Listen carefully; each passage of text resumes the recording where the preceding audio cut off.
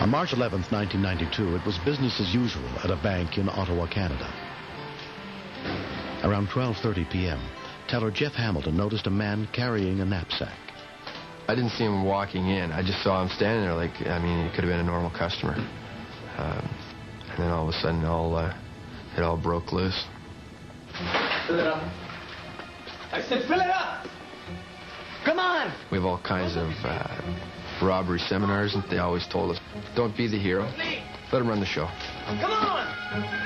Hey! Hey! He looked right at the guy right off the bat. He almost stood there as if to say, yeah, right, like you're really going to shoot me, type of thing, right in the branch. You're not going to look at it. I guess sometimes people react a lot differently when the adrenaline's flowing. He said he was going after the guy. I guess he went with his gut feeling and did what he thought he had to do. Kevin Mulligan's call was taken by Ottawa Police Dispatcher Rosemarie Penio. Emergency yourself? We have a bank robbery, Canada Trust. Okay, I have the suspect. He's armed. You have the suspect, sir? Suspect. Okay, where are you? I'm at the corner. My coworker got the original call from the bank, and I was right beside her, so I was listening in. We knew what he looked like, and I also knew the officers were already on the way. He's running on foot. I'm behind him on Kerr. On Kerr? Boyd Avenue. Look, he's going to fire at me, so... Okay, no, don't stay away from him. Don't go close. Are you in a vehicle? I'm chasing him in my vehicle. Okay, just stay where you are. He's running towards Boyd Avenue right now. Boyd, okay. Okay. He's blue, long coat. He's got a toque. He has the bag. He's got a gun. He's got an Uzi. He's armed and dangerous. I wanted him to back off. I really did. I felt he was really getting himself in too deep. What kind of car are you in? I'm in a red Chevy van. Now, I've lost him now. You lost him, eh? I've lost him. He's right in behind her. Okay? I've lost him. Okay, stand on line with me, okay? He's here somewhere. Don't go closer. What did you I don't know where. There he is. He's coming at me. Hey, sir, just calm down. Where is he now? He's shooting at me. He's shooting at me. Shots are fired here. He's shooting. Can I get away from him? Okay, sir, listen to me. Just get away from him. I'm trying. He's behind me. Okay, drive away, sir. Sir, please just drive away from him. I got shots all over my truck. I was so mad. He's yelling at me to stop and shooting at me at the same time. He wants a better shot, I guess. The man is totally bananas. My adrenaline was flowing, and I was pumped. What's your first name? Kevin. Kevin, okay. He was determined to get him, and that's when I started getting worried. I felt scared for him, and I didn't know if I could control what he was going to do at the other end. I don't know where he is. Kevin, where are you? Boyd and Donnelly right now, looking for him. I can't find him. Don't go close to him anymore, okay? Where is Stay he? back. He's going to shoot at you again. Whereabouts? I think he's headed up towards Turpin Motors. Okay, possibly heading towards Turpin.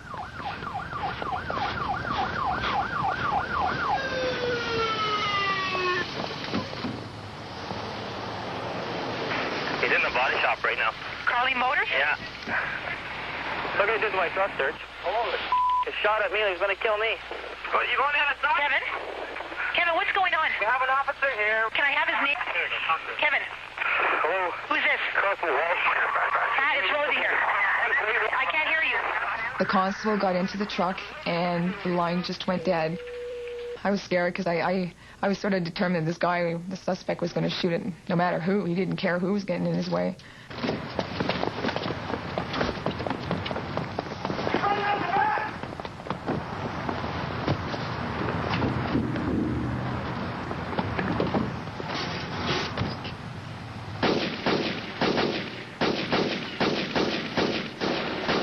Considered taking a shot, but I realized that the traffic behind him on the Queensway was very heavy that day.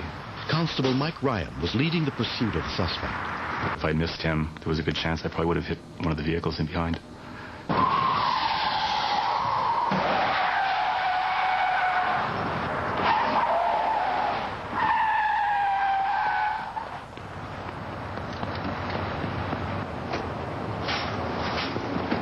The suspect went through a hole in the fence on the far side of the Queensway, and at that point I joined up with one of our plainclothes officers, Detective Pino, Mark Pino.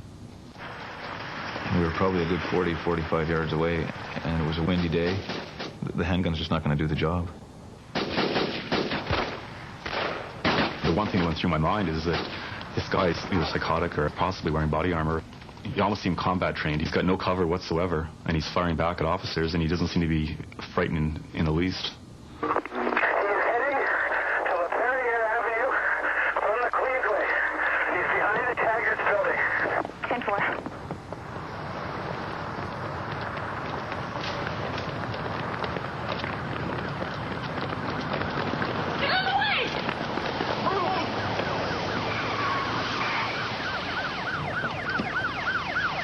We weren't cognizant of what was going on inside at that point, but we knew he wasn't coming out.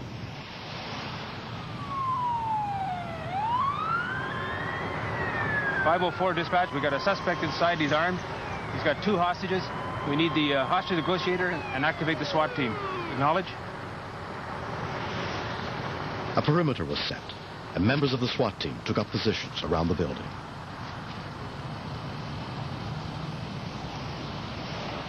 Inspector Elaine Methot was brought in to try to negotiate the release of the 2 hostages. He was receptive when he saw that the cellular phone was being offered to him.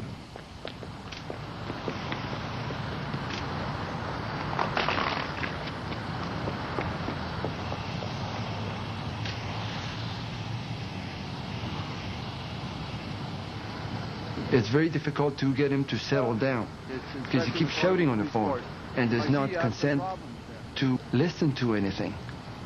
Give me a car right now. It was totally impossible to fulfill his request. It would have put the hostage's life in more danger. Don't play with me! I want to go now! This guy was like a bomb waiting to explode. I'll give you 1 hour.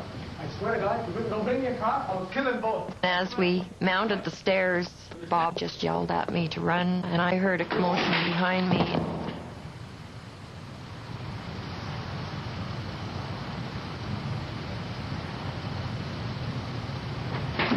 Come on out! Hurry! Hurry! When Bob told me to run, there was nothing else in my mind but to get out of the situation. The man said at several points that he would kill both of us and himself too. Don't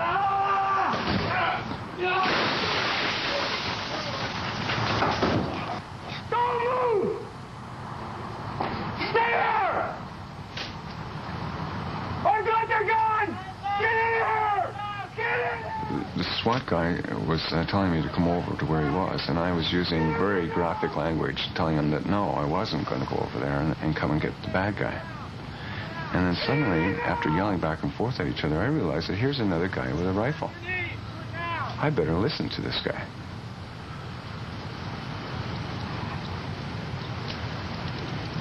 And at that point, one of the officers that had been involved from the beginning, through the chase and everything, came running over screaming, "He's not the bad guy, he's the good guy, let him up." The suspect was apprehended in a stolen car by police staked out behind the building. The man was totally irrational. It was like he had no plan, and someone without a plan in total desperation is very dangerous. I felt I had no choice, that there was no option. And faced with that, I decided to fight. If he hadn't done what he did, I don't think that either one of us would be here today to talk about it. The suspect subsequently pleaded guilty to multiple felony charges and was sentenced to 12 years in prison. Hostage Bob Ireland and the man who called 911 on a cellular phone, Kevin Mulligan, were honored by the Ottawa Police Department. I'm not a hero. I was just trying to follow the guy from a distance to get him apprehended by the police. And it just didn't happen that way. Can I go west first? No. Oh. I wish more people would get involved in helping us out, but I don't want to see anybody get involved and try and do our job to the point where they get shot at or get shot or hurt or knifed or anything else, because that's what we're getting paid to confront these people. That's our job. That's what we're trained for. One was all over and sitting in bed. I realized he could have got killed. Girls going cut the horse.